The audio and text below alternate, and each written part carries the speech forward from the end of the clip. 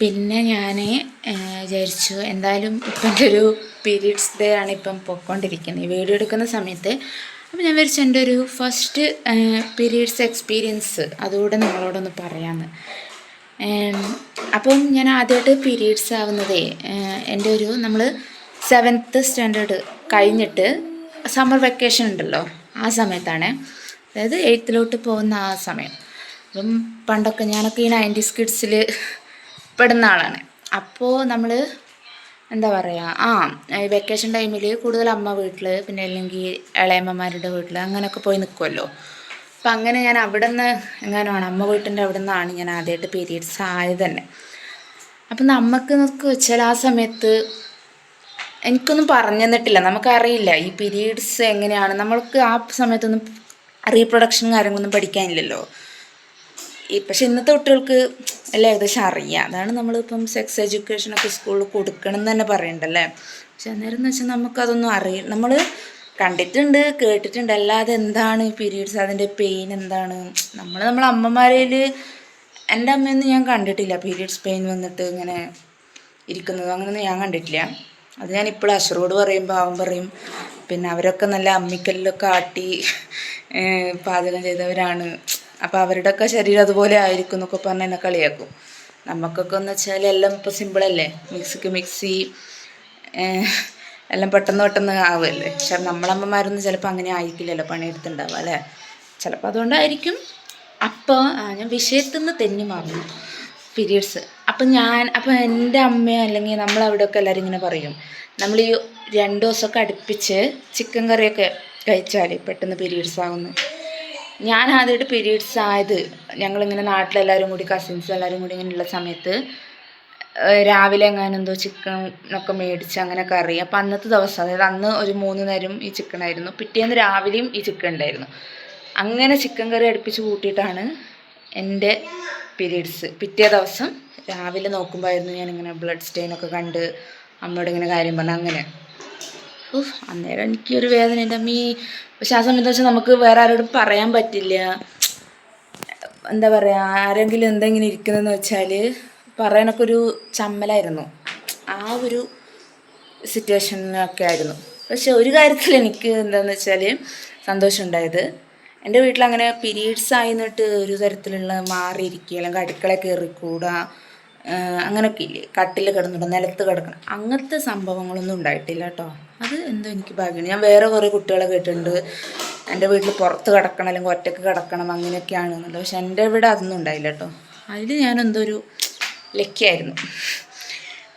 പിന്നെ അങ്ങനെയൊക്കെ ആയിരുന്നു. അപ്പം പിന്നെ ആദ്യത്തെ ദിവസമൊക്കെ എനിക്ക് ഭയങ്കര, ആദ്യത്തെ ആ മാസങ്ങളൊക്കെ ഭയങ്കര ബുദ്ധിമുട്ടായിരുന്നു. പിന്നെയും ബുദ്ധിമുട്ടിന് കുറവൊന്നുമില്ല, വയറുവേദനയൊക്കെ ഉണ്ടാവുമായിരുന്നു. പക്ഷേ നമ്മളെന്നൊക്കെ വെച്ചാൽ ഇപ്പോൾ ഞാനൊരു കൂട്ടുകുടുംബത്തിൽ വളർന്നതാണ്. അപ്പം ഒരുപാട് എന്താ പറയുക ഇളയപ്പന്മാരും അങ്ങനെ ഒരുപാട് ആൾക്കാരൊക്കെ ഉണ്ട്. അപ്പം നമ്മൾ വയ്യാണ്ട് സൈഡായിട്ട് ഇങ്ങനെ കിടക്കുന്ന സമയത്ത് പോലും എന്താ പറ്റിയെന്ന് വെച്ചാൽ നമുക്ക് പറയാനൊരു ചമ്മലായിരുന്നു, പീരീഡ്സ് ആണ്. അപ്പം നമ്മൾ തോട്ട് പോകുന്നുണ്ടാ അവരോട് ഞാൻ എങ്ങനെ പറയുക എന്നുള്ള രീതിക്കല്ലേ. കാരണം നമ്മൾ വളർത്തിയതും ചിലപ്പോൾ അങ്ങനെയുള്ള ആ ഒരു ഇതിലായിരിക്കും. പക്ഷേ ഇന്നിപ്പം അതിൽ നിന്നൊക്കെ ഒരുപാട് മാറ്റം ഉണ്ടായല്ലേ. ചിലപ്പോൾ ഇന്നത്തെ ആ ഒരു നമ്മൾ ജീവിച്ചൊരു കാലഘട്ടമല്ലല്ലോ ഇപ്പോൾ, ജനറേഷൻ്റെ ആ ഒരു ഇതായിരിക്കും. ഇപ്പോൾ എനിക്കാണേലും എന്താ പറയുക ആരോടായാലും, അതിപ്പോൾ എൻ്റെ ഹസ്ബൻഡെന്ന് മാത്രമല്ല പുറത്തുനിന്ന് ഒരാളൊന്ന് വയ്യാണ്ട് കിടന്നാൽ എന്താ പറ്റിയെന്ന് വെച്ചാലും ഞാൻ പറയും പീരീഡ്സാണ് പറയാൻ നമുക്കൊരു ചമ്മലോ അതൊന്നും ഇല്ല.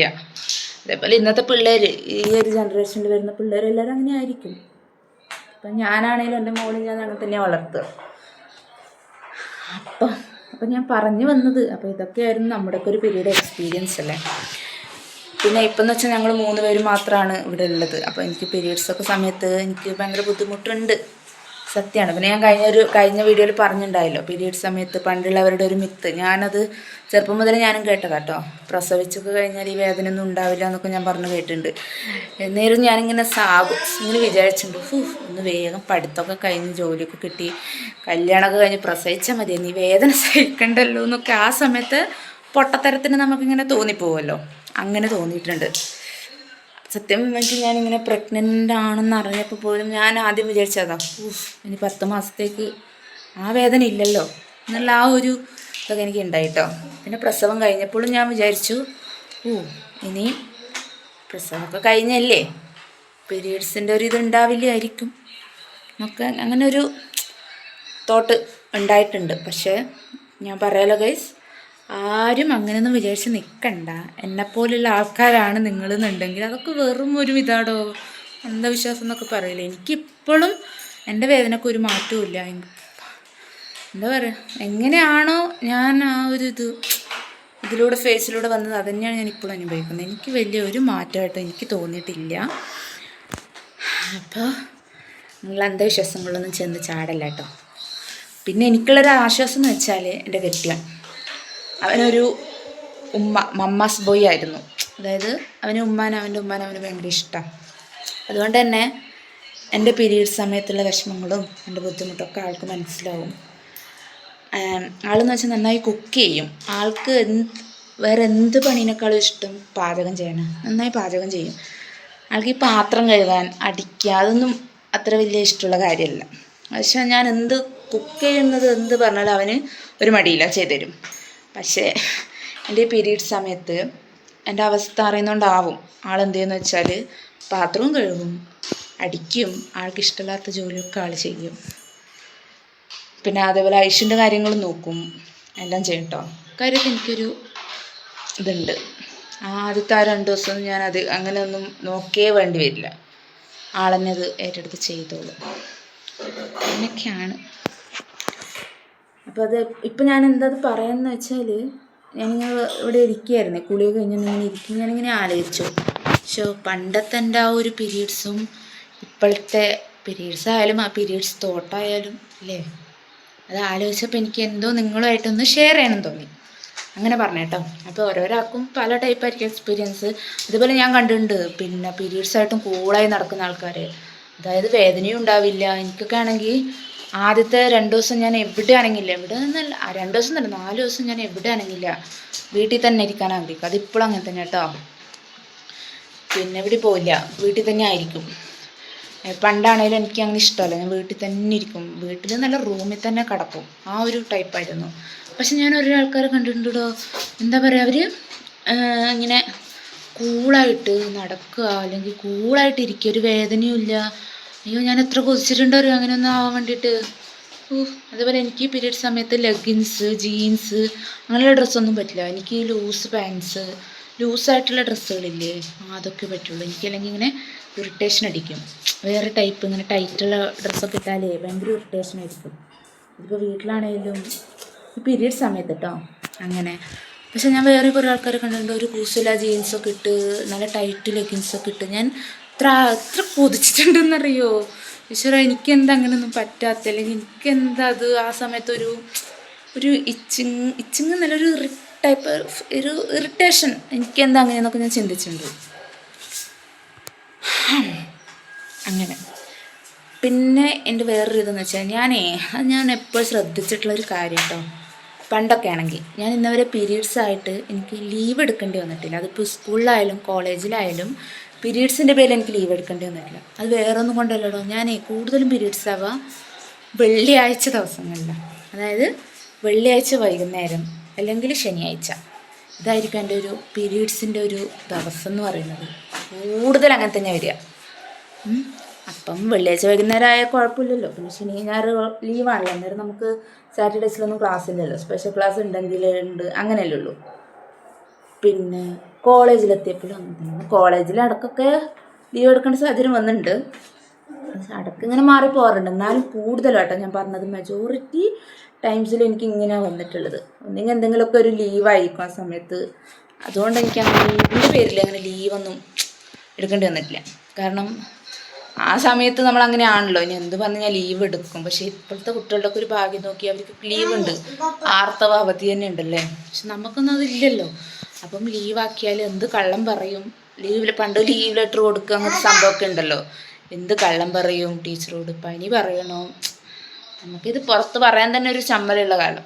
പിന്നെ ഞാനൊക്കെ ആ സമയത്ത് പാഡ് പോലും ഞാൻ വാങ്ങിയിട്ടില്ല, ഉള്ളത് പറയാമല്ലോ. കാരണം ആ ഒരു ചുറ്റുപാടിലാണ് നമ്മളൊക്കെ വളർന്നു വന്നത്. എനിക്ക് മടിയാണ്, പാഡ് ഞാൻ വാങ്ങിയിട്ടില്ല. എനിക്ക് അമ്മ തന്നെയാണ് വാങ്ങിത്തരാറ്. എനിക്ക് സത്യമായിട്ട് പറയുകയാണെങ്കിൽ എനിക്കറിയില്ലായിരുന്നു പാഡ് വാങ്ങാനൊരു ചമ്മൽ. പിന്നെ എങ്ങനെ വാങ്ങുക, അതിൻ്റെ എക്സലാണോ അങ്ങനെ ലാർജാണോ അതെന്താണെന്ന് എനിക്കറിയില്ലായിരുന്നു.